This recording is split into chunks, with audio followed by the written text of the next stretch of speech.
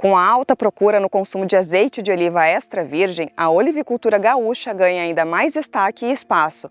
Atualmente, são 340 produtores que plantam oliveira e um total de 93 marcas gaúchas movimentam o mercado. O estado do Rio Grande do Sul é o maior produtor brasileiro de olivas. A safra 2022-2023 registrou um aumento de 29%, totalizando 580 mil litros de azeite. Contudo, desafios climáticos influenciados pelo El Niño impactam a próxima safra de 2024, levantando dúvidas sobre a manutenção da produtividade. O El Niño ele esse ano foi muito acentuado, né? Então o inverno foi muito instável, ele teve altos e baixos, então dava dias muito quentes dentro do inverno, faz com que a planta pare de entrar em dormência. Ela precisa dessa dormência para dar a floração dela. Então acabou que reduziu a floração nesse ano, e justamente quando a flor está aberta, que precisa polinizar, teve muita chuva, né? Então algumas variedades precisam dessa polinização cruzada, com certeza vão ter uma redução, né, de carga esse ano de frutos e consequentemente uma produção menor então de azeite. Mas em função desse clima, né? Teve anos que foi excelente. Ano passado, por exemplo, foi um clima excelente, o inverno foi muito bom. A polinização se deu no momento onde choveu muito pouco. Então, tem anos que são piores como esse. Obviamente, o El Niño foi o grande causador, né, de uma perda de produção que acontece em todo o estado do Rio Grande do Sul. É uma tendência, né, ainda não se confirma, mas é uma tendência olhando o que os vizinhos ou outras pessoas que a gente conhece hoje já estão informando, né. É possível chegar assim em 50%, 60% da produção do ano passado. Então, eu imagino que seja varia por aí, né. Ano passado, obviamente, foi um ano muito bom, né, dentro de um contexto, então esse ano vai ser um pouco menor, e a gente espera então que o próximo ano, né, com a tendência do El Niño se regularizar, volte ao clima que é normal. Então acho que deve ter uma produção melhor no outro ano. Obviamente a planta como ela não gera tanta carga, ela tem um potencial produtivo. Hoje a gente olha nos ramos dela de produzir bastante para o outro ano, né? Então acho que uma tendência positiva para o futuro, né? Apesar do crescimento, o estado ainda não atingiu a autossuficiência na produção e continua dependente de importações. O brasileiro está começando a entender melhor essa questão do consumo, né, de entender as variedades, que existem azeites que são diferentes, né, que podem ser usados de maneiras diferentes no seu dia a dia, e estão bem abastecidos pelos produtores brasileiros. A procura, obviamente, né, o nosso azeite nacional ele supre uma parte muito pequena, né, ainda do consumo nacional.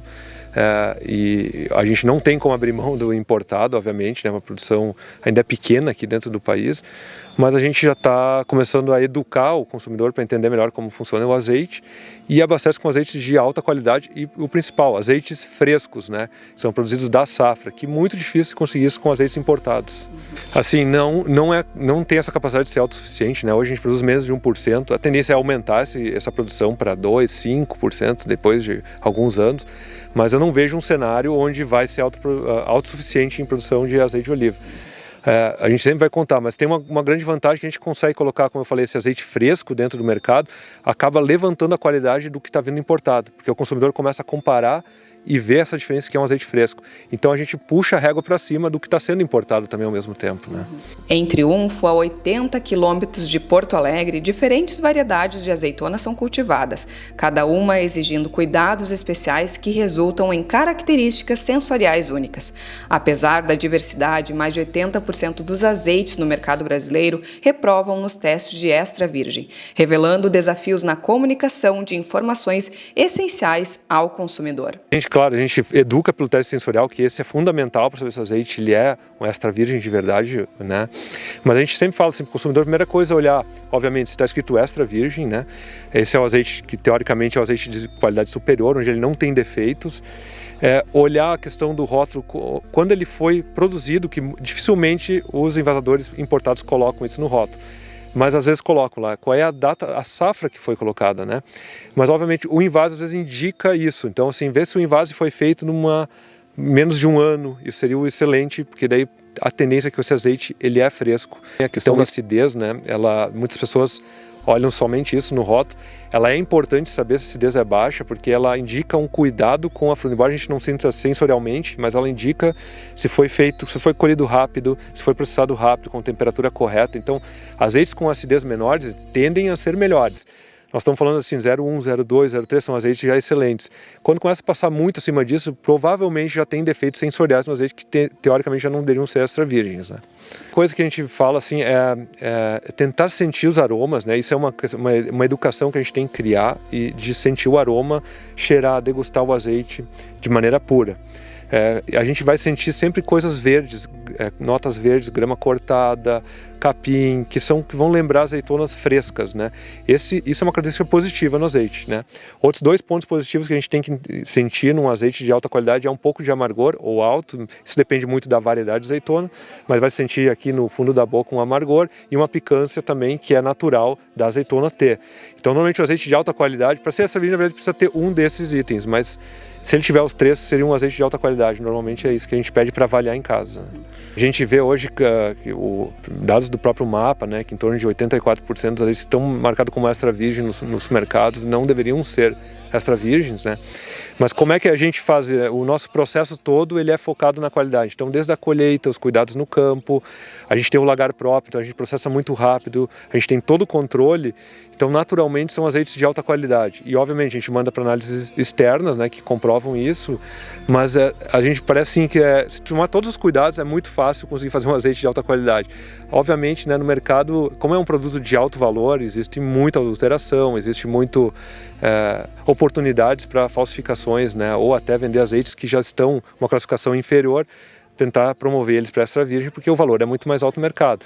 Mas assim, o nosso foco sempre foi em fazer azeites de alta qualidade. A gente não tem capacidade para competir no mercado de baixa qualidade, né, pelo volume que nós temos, então o foco sempre é esse. Em Triunfo, a produção de azeite floresce. Christian destaca um aumento significativo, passando de 8.000 para 10.000 litros em 2023. E os planos são ambiciosos de alcançar 25.000 litros anuais até o ano de 2027. O desafio persiste, pois a qualidade dos azeites no mercado brasileiro muitas vezes deixa a desejar. Essa é uma área que tem hoje 100 hectares, mas a gente cultiva aqui 48 hectares de oliveira. Esse projeto a gente finalizou, esse plantio, então foi em 2020, foi o último deles, e está uma curva de produção. Então a gente já chega hoje com capacidade de 10.000 litros, como foi a safra do ano passado, e a gente tem uma curva de crescimento que a gente quer chegar em 25, 30.000 litros dentro dessa área plantada. É bem possível que a gente consiga fazer isso, tá? Mas o processo fica todo aqui dentro, então desde os cuidados que a gente tem no campo, a poda, toda essa adubação, a gente tem o rejeito que é da fábrica, a gente faz uma compostagem que vira adubo de volta, e todo o processo aqui dentro, desde o invase, a saída. Hoje nós temos a expedição toda aqui, então a parte de e-commerce também a gente já opera aqui dentro da própria fábrica, então já sai tudo pronto daqui. A gente sempre quer botar o azeite mais fresco possível na mesa do consumidor. Então a gente viu que essa foi a única maneira que a gente encontrou de conseguir fazer esse processo rodar, é ter tudo na mão aqui dentro, né? Mais do que um produto, o azeite de oliva extra virgem se tornou essencial nas cozinhas brasileiras. Diante da diversidade gaúcha, o desafio é garantir que o consumidor faça escolhas conscientes buscando azeites de qualidade. A olivicultura gaúcha, em constante evolução, busca superar obstáculos para fortalecer sua presença no cenário nacional e internacional.